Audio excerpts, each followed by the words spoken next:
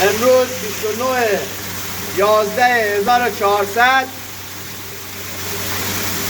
عملیات مته زنی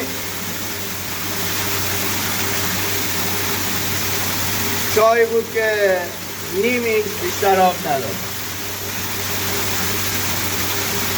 الان یک لوله کولیکای 63 مشاهده میکنید که پر از این طرف داره میاد. اینم مته شماره 2. مشاهده میکنید که ماشاءالله حداقل 1 اینچ داره از اینجا میاد. اینم مته شماره 3.